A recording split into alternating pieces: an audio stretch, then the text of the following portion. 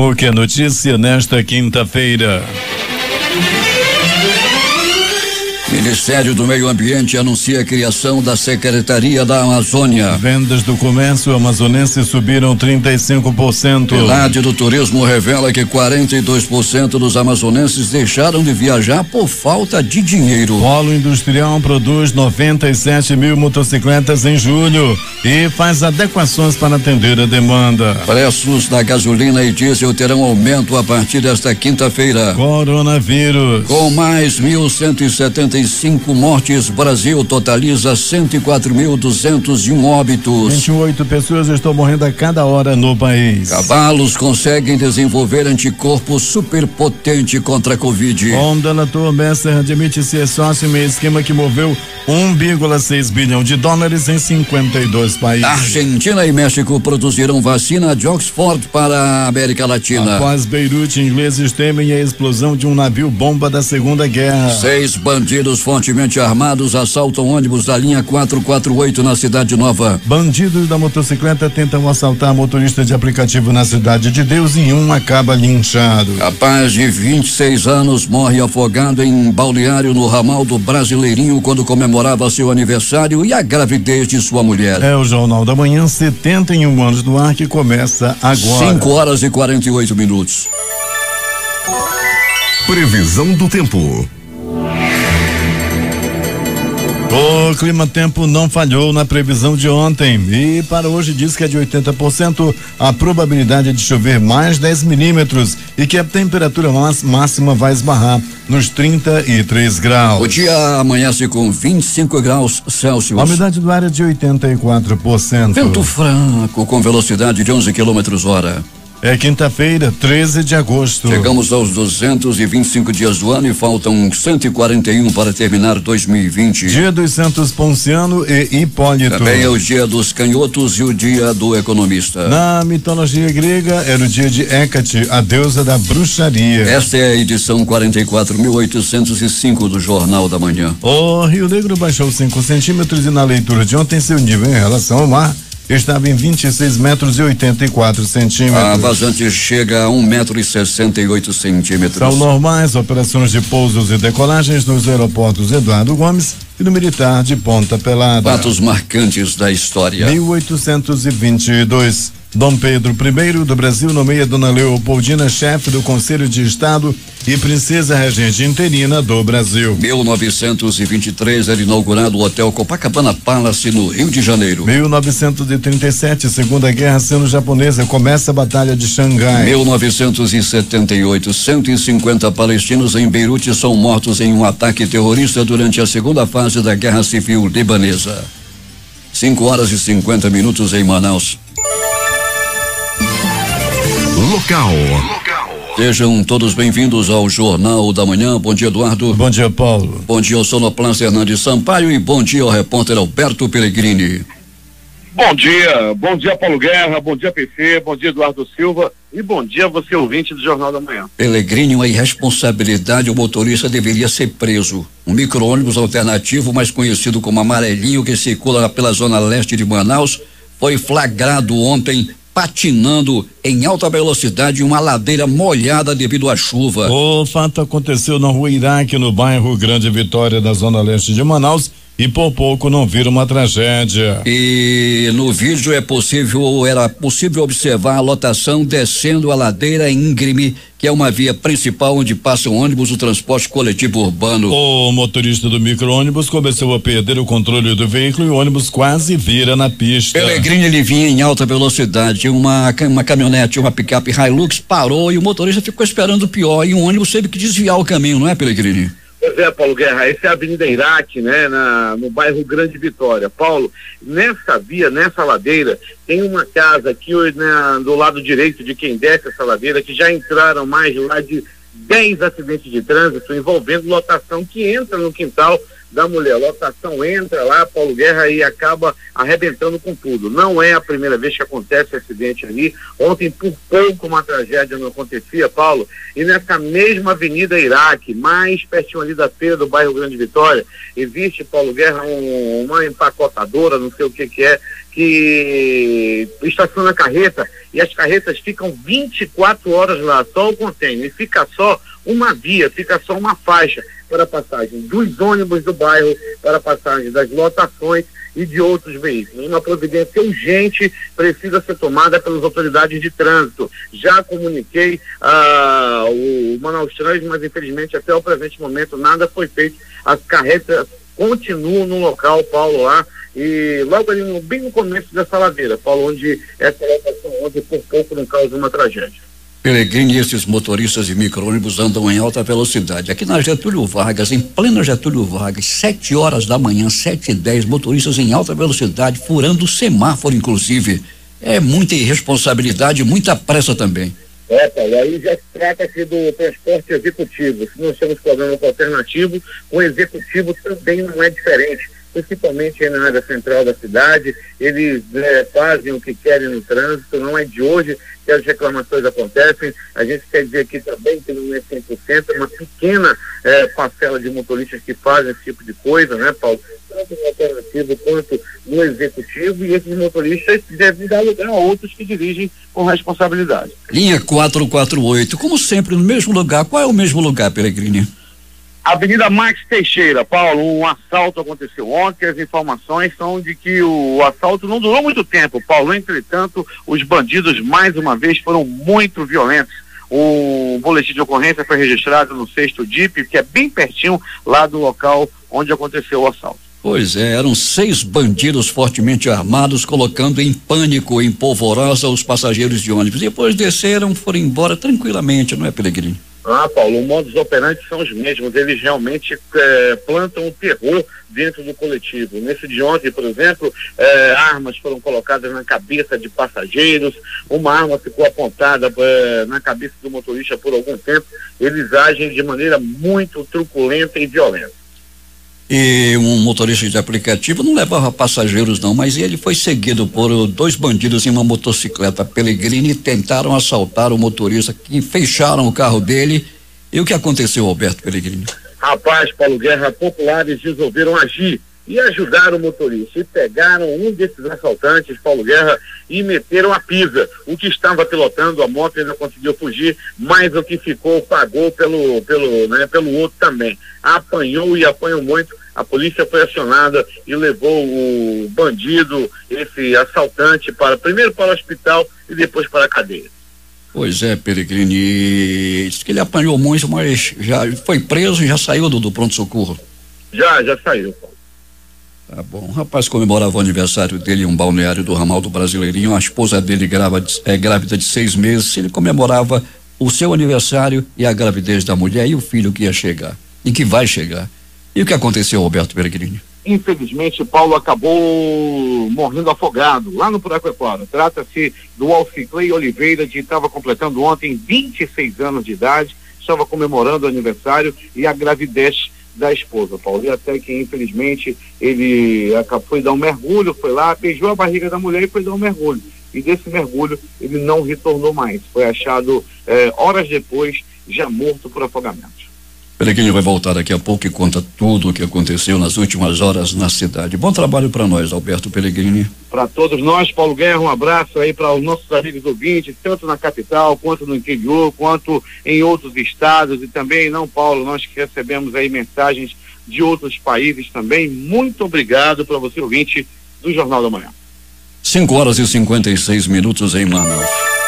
A prefeitura está alertando os contribuintes da taxa de verificação de funcionamento que o alvará 2020 tem até esta sexta-feira para ser quitado, com a taxa deste exercício em cota única com desconto de 10%. As notificações de lançamento com as guias para pagamento foram emitidas via Correios, mas também estão disponíveis para consulta e impressão no portal do Manaus Atende, no www.manausatende.manaus.am.gov.br. Também está disponível a opção de pagamento parcelado do alvará 2020 em até 5 vezes. A parcela não pode ser inferior a uma unidade fiscal do município, a UFM, no valor de R$108,95. Sebrae Amazonas está em Iranduba para auxiliar empreendedores na aquisição de créditos emergencial junto à FEAM.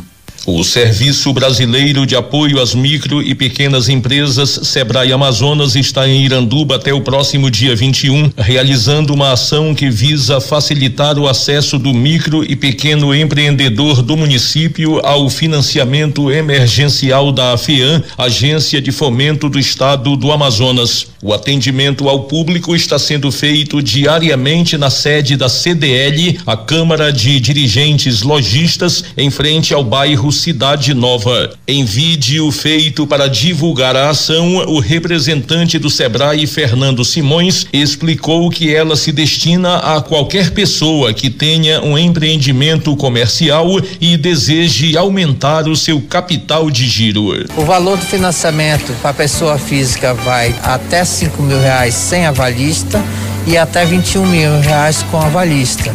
Pessoa jurídica, MEI, até R$8.000 sem avalista e até R$21.000 com avalista.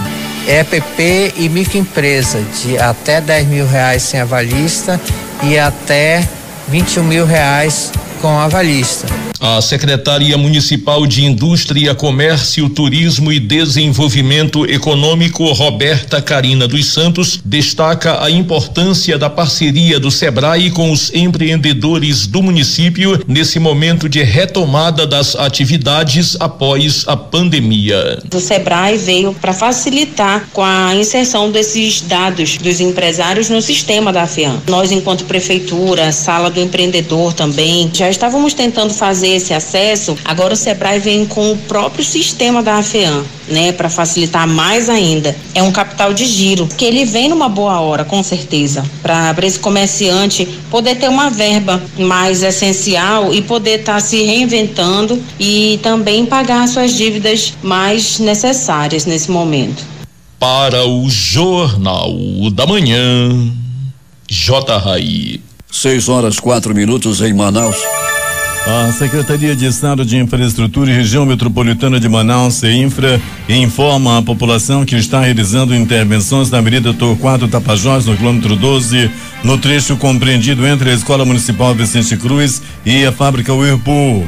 A obra compreende a construção de um retorno no sentido centro-bairro e a adequação de outro retorno já existente no sentido bairro-centro. A última segunda-feira, a CEINFRA fechou a alça e na noite de terça-feira foi fechado o retorno no meio da via. Dessa forma, o motorista que vem no sentido bairro-centro não poderá fazer o retorno em frente à Escola Municipal Vicente Cruz e deverá fazer o retorno na rotatória em frente à empresa Coca-Cola. O local foi devidamente sinalizado de acordo com as normas de trânsito, mas em função das mudanças, o Departamento Estadual de Trânsito do Amazonas, DETRAN-AM, está com agentes instruindo o trânsito no local. Com mais de 1000 anos de história, numa das áreas do centro mais antigas da cidade, a Praça Dom Pedro II foi entregue completamente revitalizada ontem à noite pelo prefeito Arthur Vigílio Neto.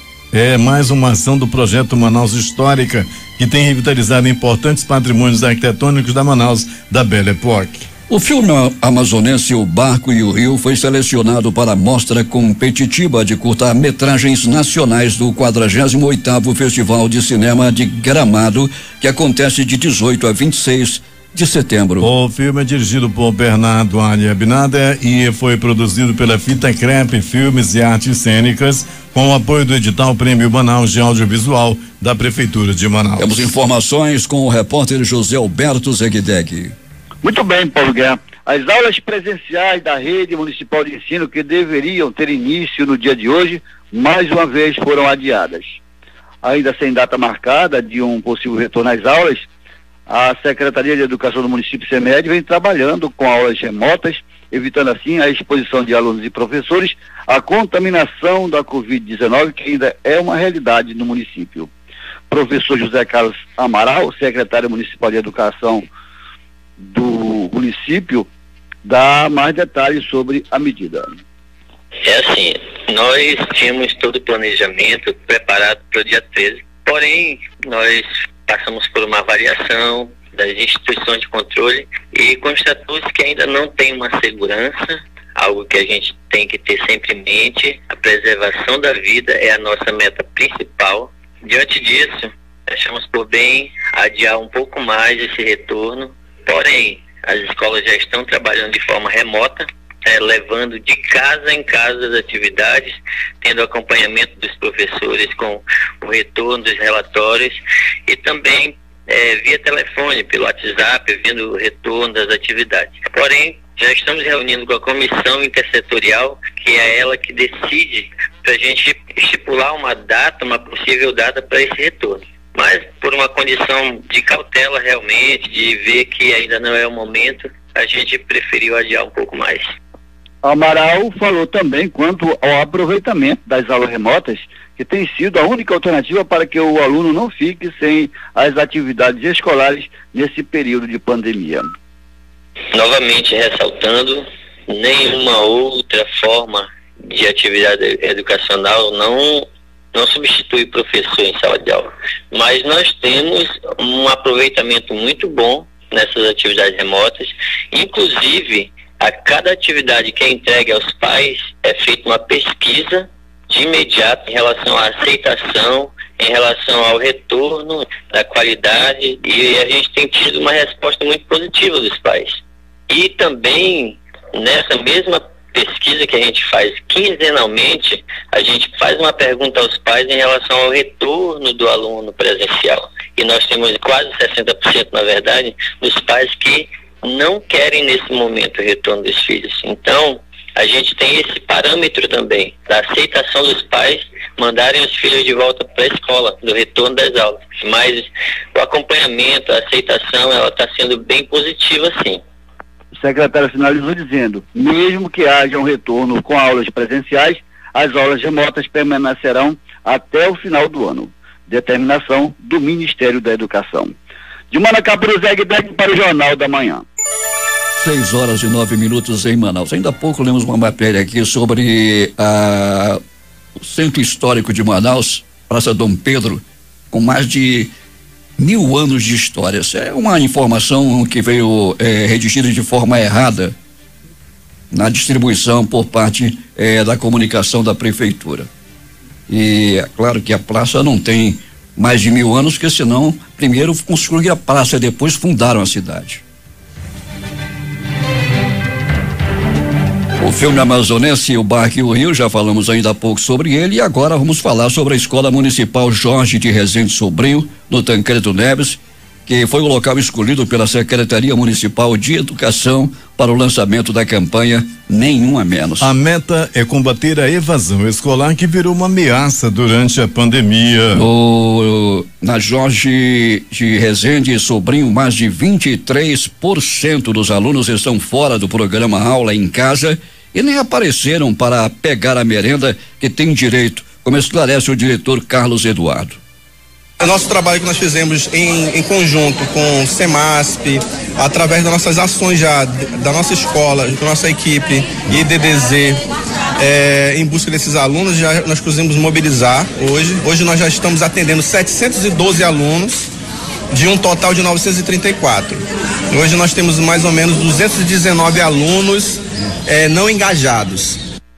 O vereador Elias Emanuel, do PSDB, aprovou uma emenda no valor de R$20 mil que vai ajudar no projeto de robótica da Escola Jorge de Rezende Sobrinho.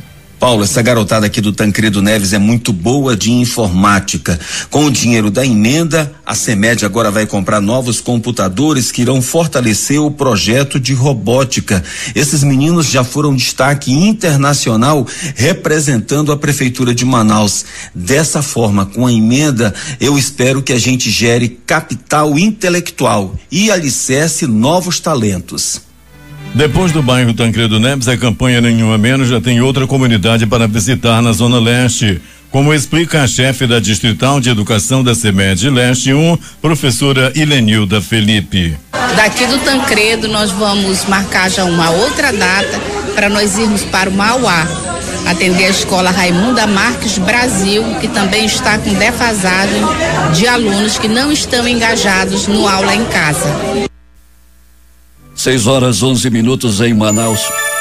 Procuradores gerais de justiça que compõem os estados da Amazônia Legal assinaram ontem um acordo de resultados em defesa da Amazônia, cuja finalidade é a implementação de mecanismos específicos como força-tarefas, grupos de atuação especial ou similares para a prevenção e combate ao desmatamento e às queimadas ilegais, bem como o crime organizado ambiental em todos os ministérios públicos que integram a Amazônia Legal. A assinatura do acordo ocorreu durante reunião de trabalho dos procuradores gerais de Justiça dos Ministérios Públicos dos Estados da Amazônia Legal, realizado na cidade de Belém, na sede do Ministério Público do Pará. A reunião foi promovida pela Comissão do Meio Ambiente do Conselho Nacional do Ministério Público, que tem como atribuição o fortalecimento à unidade e à integração do Ministério Público brasileiro na área de defesa do meio ambiente. A Justiça Estadual acatou a ação civil pública ajuizada pela Promotoria de Tapauá e na manhã desta quarta-feira determinou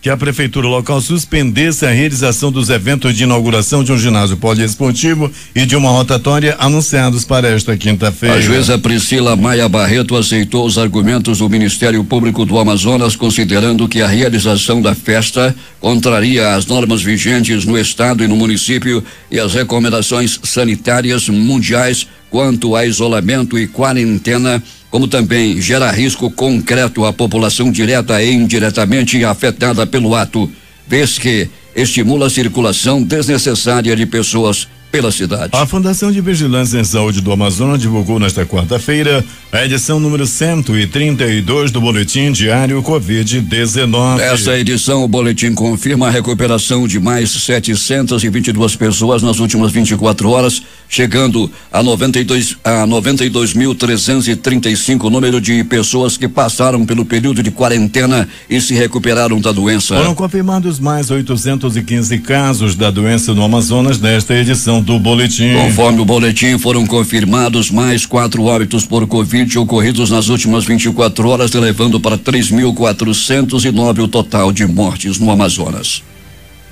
O Sindicato dos Trabalhadores em Educação do Amazonas formalizou na manhã de ontem no Ministério Público Estadual uma denúncia sobre o risco de contaminação nas escolas e a falta de testes da Covid-19 para os trabalhadores em educação. Em uma das escolas onde uma professora testou positivo, as aulas foram suspensas. De acordo com o Sintian, antes de se sentir mal e procurar uma unidade de saúde para a realização do exame, a professora teve contato com outros professores durante uma jornada pedagógica e também com os alunos durante o retorno à sala de aula na última segunda-feira. Outro caso foi detectado na Escola Estadual Agenor Ferreira, localizada na Avenida André Araújo, bairro do Aleixo. Um professor que leciona em escolas tanto das redes estadual quanto da rede municipal de ensino testou positivo para a Covid-19. Ele também teve contato com outros professores e alunos na segunda-feira. Os contratos da Secretaria de Estado de Saúde Suzano relacionados ao Hospital e Pronto-Socorro Delfina Aziz, unidade de referência no Amazonas para tratamento do novo coronavírus, foram apresentados ontem aos membros da Comissão Parlamentar de Inquérito à CPI da Saúde da Assembleia Legislativa durante visita àquela unidade. Os deputados estaduais Wilker Barreto e delegado Péricles foram recebidos pelo diretor do hospital, José Luiz Gasparini, pela secretária executiva adjunta do Fundo Estadual de Saúde, Nívia Barroso, pela assessora jurídica da Suzano, Camille Melo, e pela assessora técnica da Secretaria, Nayara Maxold. Os deputados tiveram acesso aos processos relacionados ao hospital, entre eles aqueles que dizem respeito aos serviços prestados durante o período da pandemia da Covid-19 e puderam esclarecer dúvidas além de conhecerem a estrutura da unidade. Os documentos foram disponibilizados fisicamente e também em nuvens para que possam acessar os documentos digitalmente. O Pleno do Tribunal de Contas do Amazonas aprovou ontem, durante a 25ª sessão ordinária transmitida pelas redes sociais da Corte de Contas, a convocação do ex-vice-governador do Amazonas e ex-presidente do Conselho Administrativo da Companhia de Gás, Samuel Ranan, e do sócio majoritário da Cigás, o empresário Carlos Soares. Eles deverão comparecer ao TCAM em data ainda a ser anunciada para prestar esclarecimentos e apresentar documentos sobre as denúncias apresentadas pela Agência Reguladora dos Serviços Públicos Delegados e Contratados do Estado do Amazonas, o ACEPAM, em representação ingressada na Corte de Contas. O pedido de convocação foi apresentado pelo relator do processo, o conselheiro Ari Moutinho Júnior, e foi acatada por unanimidade pelo Pleno. Os gestores do Amazonas serão alertados pelo Tribunal de Contas do Estado, TCAM, sobre as vedações impostas pelas leis de responsabilidade fiscal, a Lei número 101, e de licitações e contratações públicas, Lei número 8.666, bem como pela legislação eleitoral aos gastos, especialmente durante o período eleitoral. A minuta do alerta foi apresentada pelo Procurador-Geral do Ministério Público de Contas, João Barroso, aprovada por unanimidade pelo Tribunal Pleno e deve ser publicada no Diário Oficial Eletrônico da Corte de Contas. De acordo com o alerta,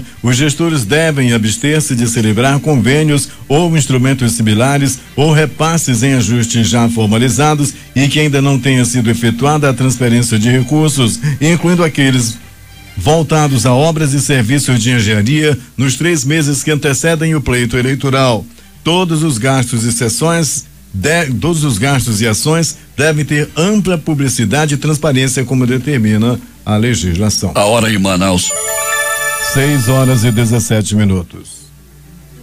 No Amazonas, em 380 mil domicílios, ou 42,5% do total de domicílios em que ninguém viajou, a falta de dinheiro foi o principal motivo. Das 235 mil viagens realizadas pelos moradores dos domicílios do Amazonas, 191 mil viagens, ou 81,3%, foram por motivo pessoal e 44 mil, ou 18,7%, por motivo profissional. A PNAD contínua turismo revela também que 99 ou 98,7% dos 232 mil pessoas ou das viagens analisadas no estado foram nacionais e 1,3%, 3 mil foram internacionais. No Amazonas foram 214 mil viagens com o estado como destino, colocando o estado como 22º no ranking de destino. O comércio amazonense registrou variação positiva de 35,5% em junho de 2020 com relação ao mesmo mês do ano anterior. Na comparação com o mesmo mês de 2019, houve crescimento de 12,1%. A variação acumulada no ano foi negativa, menos 0,7% no volume de vendas em relação ao mesmo período do ano anterior. No comércio ampliado, automóveis e materiais de construção tiveram um bom desempenho nas vendas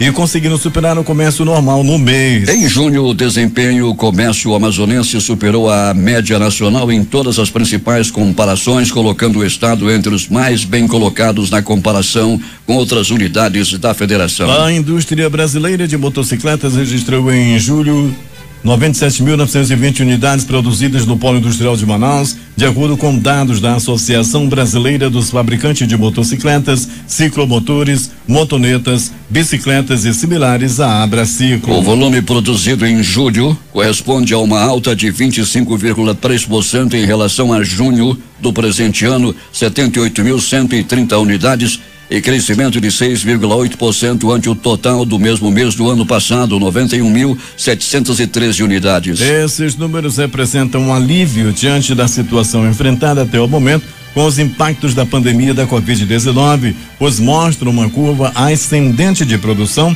com recuperação gradativa dos volumes nas fábricas, diz Marcos Perbanian, presidente da Abraciclo.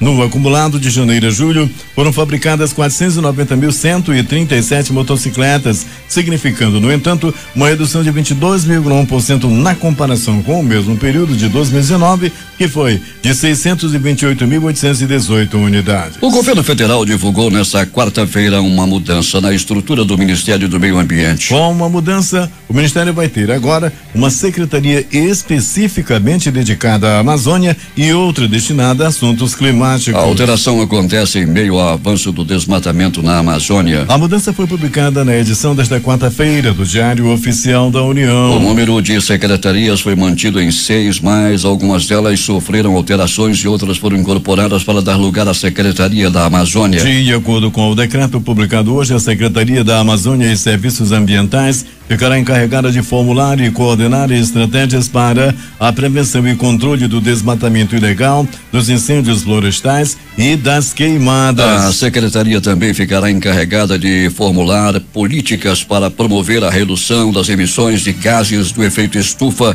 e relacionadas à comercialização dos estoques de carbono florestal. Quem ainda não visitou a instalação poética baseada no artigo 3 do poema de O Estatuto do Homem, do poeta amazonense Tiago de Melo, terá até o dia 18 deste mês. A exposição é aberta ao público de quarta a sábado das 15 às 19 horas sem cobrança de bilheteria. A instalação do artigo 3º, uma inspiração poética, foi idealizada e produzida pelo diretor João Fernandes Neto. O projeto é resultado do período de isolamento social para que durante o período de reabertura das atividades as pessoas pudessem se conectar com a arte de forma positiva. Com mais de 50 anos, o poema mais conhecido de Tiago de Melo chama a atenção do leitor para os valores simples da natureza humana. No artigo 3º, ele decreta que a partir deste instante haverá girassóis em todas as janelas e os girassóis terão direito a abrir-se dentro das sombras e que as janelas devem permanecer o dia inteiro abertas para o verde onde cresce a esperança. O Casarão de Ideias está seguindo as normas dos órgãos estaduais de saúde e por isso a instalação receberá apenas no máximo 10 pessoas por vez para que possam respeitar o distanciamento social, além da medição de temperatura e disponibilização de máscaras de segurança e álcool em gel. O Centro Cultural Casarão das Ideias está localizado na Rua Barroso, no sítio histórico de Manaus. Polícia. Roberto Pellegrini, o que aconteceu nas últimas horas na cidade? Muito bem, Paulo Guerra, e ouvintes do Jornal da Manhã, vamos dando início, Paulo Guerra, ao nosso extenso noticiário policial. A insistência em cometer roubos nas proximidades de uma feira lá na cidade de Iranduba. É aquela feira, Paulo Guerra, ali da estrada, no começo ali da estrada da ponte. Vários assaltos já aconteceram e a equipe do competente delegado Orlando Amaral fez aí um trabalho de investigação, de monitoramento de aproximadamente 3 meses, até chegar aos bandidos, até chegar aos pilantras que estavam fazendo assalto ali naquela área. O pessoal parava na feira, parava o carro um pouquinho mais à frente para ir comprar alguma coisa, aí eles aproveitavam para roubar. Foi preso o bandido, o chefe lá da gangue, ordinário, safado, vagabundo, Mesaque Batista de Souza, de 21 anos. Ele foi preso pelo crime de roubo majorado no local. A prisão ocorreu lá na Avenida Amazonas. Delegado Orlando Amaral, mais uma vez, fazendo grande trabalho e tirando esse bandidão de circulação. Um jovem de 19 anos, o Lucas Gabriel Vieira Vidal, Paulo Guerra, ouvinte do Jornal da Manhã, ele levou um balaço, ele levou um tiro na orelha, após reagir a um assalto lá na Nova Cidade. Ele estava com seu telefone daquele bom, caro, ainda estava pagando. Segundo informações da polícia, a vítima estava lá na parada de ônibus, lá no núcleo 23, quando 2 bandidos em uma moto chegaram e anunciaram o assalto. Ele acabou reagindo, os criminosos efetivaram, ou seja, dispararam, deram um balaço que pegou na orelha dele. Se pega no meio da testa, ele não tá, nunca mais ele ia ligar para ninguém por causa com o telefone dele novo, né, Paulo Guerra? O tiro pegou na orelha, ficou com a orelha toda desgraçada, vai ficar assim um pedaço da orelha e só vai usar óculos, Paulo Guerra, com muita sorte, porque a orelha ficou completamente dilacerada por causa desse bandido ordinário que estava atacando em parada de ônibus. O bandido fugiu e por muito pouco esse jovem não perde a vida na mão de bandidos. A polícia deve prender esse bandido, tenho certeza, nas próximas horas. Socorro 28 de agosto, um plantão considerado tranquilo na noite e madrugada, sem nenhum atendimento por violência. Pronto, socorro João Lúcio, o gigante da zona leste da cidade. Paulo Guerra, ouvinte do Jornal da Manhã, um homem deu entrada, vítima de agressão física. Já no pronto socorro Platão Araújo, 2 ocorrências, um por acidente de trânsito e o outro também, Paulo Guerra, que deu entrada, vítima de agressão física. É agora as notícias do Instituto Médico Legal. Saiba agora quem foi para a pedra nas últimas horas na cidade. Paulo Guerra, ouvinte do Jornal da Manhã, deu entrada no Instituto Médico Legal ao Ciclei Oliveira, de 26 anos de idade, conforme a Rádio Difusora já divulgou agora há pouco, Paulo Guerra, que o Alciclei estava comemorando o aniversário. Ele estava completando no dia de ontem 26 anos de idade. Ele estava numa praia lá no Puraquequara, quando de repente Paulo Guerra, ele acabou se afogando. Ele estava na companhia da esposa, ele estava comemorando também a gravidez da esposa, né? Descobri que ela estava grávida, ficou muito feliz, beijava a barriga da esposa, ia lá na água e voltava, até que ele foi dar mais um mergulho, Paulo Guerra, e acabou mergulhando e não mais voltou, não mais retornou. Fora encontrado depois somente o corpo já sem vida, nessa verdadeira desgraça, nessa tragédia familiar, com a morte aí do Alciclei, que estava completando apenas 26 anos de idade. Noite e madrugada tranquila na cidade, Paulo Guerra. Apenas algumas ocorrências de polícia, como o ônibus da linha 448 que foi assaltado na Max Teixeira, e também um bandido que foi assaltar um motorista de aplicativo e acabou pegando uma pisa lá no bairro Braga Mendes. No mais, tudo tranquilo no Instituto Médico Legal. Ninguém morreu na bala, ninguém morreu no tiro, ninguém morreu na paulada, ninguém morreu na peçadada, ninguém morreu por violência. Graças ao grande trabalho da Polícia Militar, da Polícia Civil, a noite e madrugada foi zero de homicídio, nenhum assassinato a noite passada. Entretanto, o Instituto Médico Legal realizou nas últimas 24 horas 43 exames de corpo de delito. Um deles, Paulo Guerra, aconteceu briga entre torcedores. Um torcedor do Flamengo acabou agredindo um outro torcedor do Flamengo. A urubuzada não se entende mais. Após duas feias no Campeonato Brasileiro, ontem, nem com GPS, os torcedores do Flamengo que estavam tomando vendo o jogo ali na Avenida Itaúba, nem com GPS eles acertavam o rumo de casa. Era pena de urubu para tudo quanto é lado, e uma verdadeira procissão descendo a Avenida Itaúba, um montão de flamenguistas com a camisa no ombro, reclamando. Esse treinador aí não presta não, o choro é livre. Ah, meu Mengão, é contigo, Paulo Guerra. Esportes. Vamos começar com os números da loteria. Aqui na concurso 5.338 acumulou dezenas sorteadas 05, 29, 52, 67 e 73.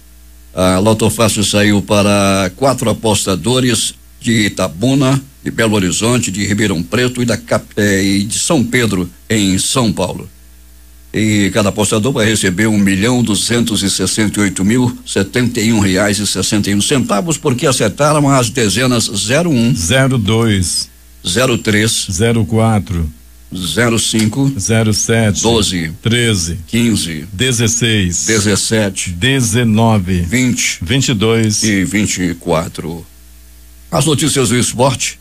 Os jogos de ontem pela segunda rodada do Campeonato Brasileiro. Atlético Paranaense 2, Goiás 1. Atlético Mineiro 3 de virada, Corinthians 2. Fluminense 1, Palmeiras também 1. Bahia 1-0 no Curitiba. Ceará 1, Grêmio também 1. Bragantino e Botafogo empataram em 1-1. Atlético Goianiense 3, Flamengo 0. Jogos de hoje: São Paulo e Fortaleza. Internacional e Santos. Vasco e Sport. Ontem pela Liga dos Campeões da Europa, de virada no final do jogo, PSG 2, Atalanta 1, com grande exibição de Neymar, escolhido o melhor jogador em campo. Últimas notícias. O dólar comercial terminou esta quarta-feira vendido a 5,45 com alta de 0,038 ou mais 0,7%. No mercado de ações, o índice Bovespa da B3, a Bolsa de Valores brasileira, encerrou com pequena queda. Depois de operar em alta durante a manhã, o indicador passou a cair à tarde e recuperou-se perto do fim da sessão até fechar com pequena queda de 0,06% aos 102.118 pontos. A Caixa Econômica Federal libera nesta quinta-feira saques e transferências de novas parcelas do auxílio emergencial para 4 milhões de beneficiários do programa nascidos em maio. Entre eles estão 102 mil trabalhadores que tiveram o pedido liberado este mês.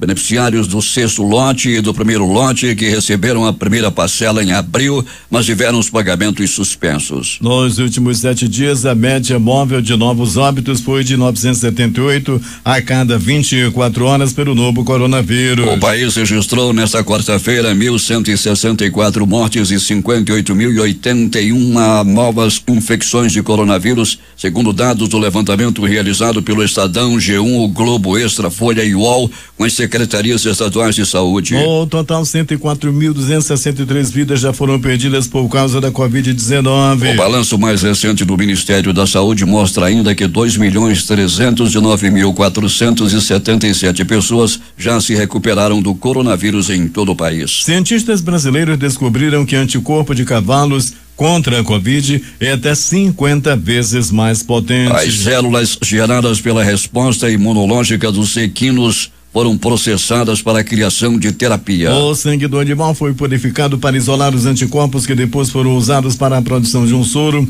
que os pesquisadores pretendem testar em humanos. TCU dá 15 dias para governo federal apresentar plano de vacinação contra a Covid-19. Ministros querem saber qual será a estratégia do Brasil para a compra e distribuição das doses. Relatório do TCU aponta baixo investimento no combate direto à pandemia. A Argentina e o México, em parceria com o laboratório AstraZeneca, irão produzir entre 150 e 250 milhões de vacinas contra o coronavírus para toda a América Latina, com exceção do Brasil, que estarão disponíveis até o primeiro semestre do ano que vem, anunciou ontem o presidente Alberto Fernandes. Segundo Fernandes, o laboratório que desenvolve o medicamento em parceria com a Universidade de Oxford disse a ele que as vacinas poderão começar a ser aplicadas já no início do próximo ano.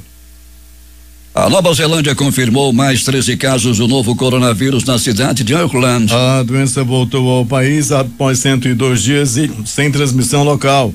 Tantas pessoas diagnosticadas com o vírus quanto familiares e outras pessoas próximas ficarão em quarentena obrigatória. As autoridades chinesas anunciaram hoje que detectaram o coronavírus responsável pela Covid-19 em um contrato de rotina de frango importado do Brasil, o maior produtor mundial, e pela segunda vez em camarões procedentes do Equador. O vírus estava presente em amostras coletadas na terça-feira de asas de frango congeladas brasileiras e informou em um comunicado a prefeitura de Shenzhen, no sul, perto de Hong Kong. O Ministério do Interior de Belarus anunciou nesta quinta-feira que prendeu mais 700 pessoas na quarta-feira, no 4º dia de protestos contra o resultado da eleição presidencial. Já são mais de 6.700 prisões desde o início das manifestações. Os incidentes no país perderam seu caráter massivo, mas o nível de agressividade contra as forças da ordem continua alto, informou a assessoria de imprensa do Ministério. No primeiro ato oficial como candidata a vice-presidente dos Estados Unidos pelo Partido Democrata, a senadora Kamala Harris criticou nesta quarta-feira a gestão do atual presidente americano Donald Trump durante a pandemia de Covid-19 e afirmou que o país vive um momento decisivo e ressaltou a importância do voto. Tudo que nos interessa, a nossa economia, nossa saúde, os nossos filhos, o tipo de país em que vivemos, está tudo em jogo. Estamos nos recuperando da pior crise de saúde pública em um século. A má gestão da pandemia por parte do presidente nos inseriu na pior crise econômica desde a Grande Depressão, disse Harris, ao classificar o ano de 2020 como um momento de consequências reais. A hora em Manaus. 6:48. A trágica explosão de 2.750 toneladas de nitrato de amônio no porto de Beirute na semana passada trouxe de volta um velho fantasma que assombra a Inglaterra há mais de 7 décadas. Também lá existe o risco de explosão. Desta vez de um velho navio da Segunda Guerra Mundial que afundou parcialmente na foz do rio Tâmisa com 9.000 bombas. Isso aconteceu 76 anos atrás. E que continua lá até hoje. Desde que isso aconteceu em 1944, o cargueiro americano Richard Montgomery se tornou uma permanente dor de cabeça para os ingleses, especialmente para os moradores da cidade de Sheerness, que fica bem em frente ao local onde o navio afundou. As imagens da mega explosão em Beirute na última terça-feira trouxeram de volta o pesadelo. Jair Bolsonaro tratou ontem de acalmar os ânimos ao se reunir com os presidentes da Câmara e do Senado, ministros e parlamentares, e prometer ao grupo e ao país que respeitará o teto de gastos. O tom pacificador do presidente surpreendeu aliados e o discurso deu um pouco de alívio ao ministro da Economia, Paulo Guedes, que esta semana viu parte de sua equipe debandar. Conhecido como doleiro dos doleiros, Dario Messer admitiu pela primeira vez em interrogatório nesta quarta-feira que era o sócio investidor da mesa de câmbio operada no Uruguai pelos também doleiros Cláudio Barbosa, o Tony, e Vinícius Taré, o Jucabala. Segundo as investigações da Lava Jato no Rio de Janeiro, o esquema chefiado por Messer movimentou 1,6 bilhão de dólares em operações ilegais de câmbio em 52 países. Juca e Tony chegaram a ser presos pela Lava Jato e foram acusados de lavar milhões de dólares de propina do esquema de corrupção chefiado pelo ex-governador do Rio de Janeiro, Sérgio Cabral. Teve o acordo de delação premiada homologado também nesta quarta-feira pelos juízes Alexandre de Bonatti, da 2ª Vara Federal Criminal do Rio, e Marcelo Bretas, da 7ª Vara Federal Criminal. Ele terá que devolver 1 bilhão aos cofres públicos. A Petrobras vai aumentar os preços do diesel em 2% e os da gasolina em 4% a partir de hoje em suas refinarias. A elevação do diesel é o 6º movimento consecutivo de alta no valor do combustível mais consumido do Brasil, que tem avançado desde o final de maio, de acordo com dados compilados pela Reuters. Já o novo reajuste da gasolina ocorre após uma redução de 4% realizada no final de julho, que havia sido antecedida por 9 altas seguidas. O reajuste acontece em momento em que as distribuidoras de combustíveis visualizam uma melhora no consumo diante das flexibilizações das medidas de quarentena. O preço do gás também será reajustado a partir de hoje. Os principais jornais do país e seus destaques de capa nesta quinta-feira. O Globo do Rio de Janeiro. Após reunião, Bolsonaro diz que respeita teto de gastos e que deseja responsabilidade fiscal. Folha de São Paulo. Bolsonaro troca líder na Câmara e coloca político do Centrão que desviou dinheiro da saúde. O Estado de São Paulo. Justiça homologa a delação de Dario Messer, doleiro dos doleiros, que vai devolver R$1 bilhão aos cofres públicos. Planalto Central, capital da República, Correio Brasiliense. João Dória, o governador de São Paulo, e a esposa testam positivo para a Covid. Valor econômico. Debandada da equipe de Paulo Guedes afeta o mercado e gera incerteza. Estado de Minas. Empresário sugere criação de lei para bater em mulher e vai responder por incitação ao crime. No Recife, Jornal do Comércio. Prefeito do Recife enaltece 90 dias de diminuição dos casos, mas pesquisador alerta sobre estabilização. Fortaleza, Diário do Nordeste. Mulher seminua surge em sessão virtual da Câmara de Vereadores de Juazeiro do Norte. Porto Alegre, 0 hora. Grupo criminoso está por trás de execução de adolescentes com 120 tiros no litoral norte. As edições impressas locais, o Centenário Jornal do Comércio. Varejo aposta na retomada agora da normalidade. Em tempo. Cai produção de motocicletas do Polo Industrial de Manaus no primeiro semestre. Estas foram as principais notícias de ontem e as primeiras de hoje. Participaram desta edição reportagens José Alberto Zegdeg, J. Rai e a editoria de polícia com Alberto Pellegrini. A sonoplastia de rádio foi de Hernandes Sampaio e Hamilton Cabral. Apresentação Eduardo Silva e Paulo Guerra.